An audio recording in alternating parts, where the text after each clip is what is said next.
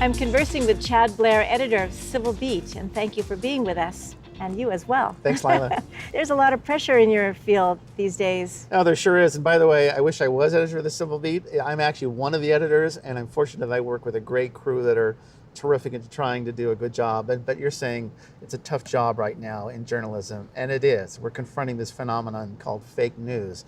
And somehow that if you see it on TV or on the internet, social media, that you can say it's not true, or that you can manipulate the news, and that makes our job at Civil Beat all the more important. It's a bit of an oxymoron, right? To say something is fake when news is truthful and real. It is. How do you explain this when you work with the young interns that come into Civil Beat? You know, they're actually smart. They're discerning. A challenge for them is they get all their information primarily online. They don't often pick up a newspaper, the print version, the magazine.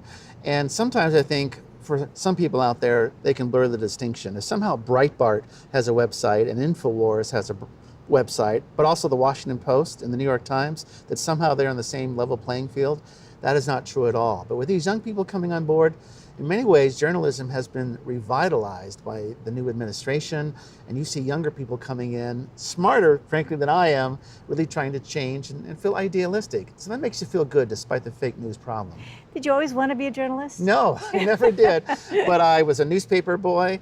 When I was in college, I actually volunteered to work on the student newspaper, led to a job. I became the editor of that newspaper. And eventually over the years, it has been the job that has been the most fulfilling for me.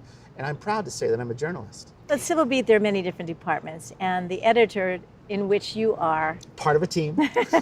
What department is that? Well, primarily I focus on politics and opinion. So what I'm doing is writing columns. I'm helping community members contribute to their own ideas, to have a column that is a guest column so other people can share the ideas. And I still play a reporter. I still go to the occasional press conference and so forth. But it's a very big task. I think the main thing I'm trying to do is to make Hawaii a better place. That's the mission of Honolulu Civil Beat. Accountability, transparency, making sure that we're doing the right thing. And if government officials are not, it's our job to call them on that. And what I've been impressed about with Civil Beat is also the vision of connectability or connectivity. This is something that Pierre Omidi, our publisher, the founder of eBay, who's a Hawaii resident, he and his wife and his kids live here, they feel very strongly that journalism is about community, about reaching out, and he feels that that helps bring down barriers. But that also adds a level of responsibilities. When the community expects something of you, they'll actually call you and they'll email you or they'll text you and say, hey, Chad, what about this, what about that? And you feel an obligation because they're taking you seriously. Therefore, you have to give them some of your time in addition to your day job. Is that typical of a newspaper to No. be so responsive? No, absolutely not. When I worked for Pacific Business News or Honolulu Weekly or Hawaii Public Radio, you know, you'd see people here and there and they'd write you and so forth, but nothing like now. But as a nonprofit, they're contributing to your bottom line and they expect something in return. I think actually that's a good thing. We're becoming brands. We're becoming people. We can't hide behind a paywall. We have to engage with the community.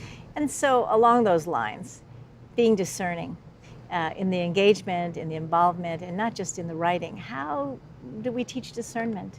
You got to use your brain. There's a terrible tendency today called the echo chamber, where we want to see news, hear news, receive news that simply reinforces our own biases, our own beliefs. And that's a very dangerous phenomenon. You need to depend on legitimate, respected news organizations that have accountability, that aspire to make sure that they're doing the right job, that are not expressing a political point of view one way or another ideologically. I think that the average citizen has to be a citizen and really remember that the First Amendment is part of freedom of the press. It's absolutely essential to our democracy. So as a citizen, do your job, use your brain, and question what you're seeing on the media. And obviously that whole process you're talking about fills you with energy and passion. Oh, can you tell that I love my job? I can. Absolutely the best job I've ever had. You know, journalism is in a tough position right now. The industry is in a lot of trouble. There are pockets where you see things are doing well. I think the nonprofit path is a good one. But every day I go into work, and it is a lot of work, but I love it, and I love being on shows like this to talk about how proud I am of Civil Beat. And thank you for joining us and sharing that energy. Thanks, Lila. We've been chatting with Chad Blair, editor of one of the departments at Civil Beat. Thank you for being with us, and thank you so much.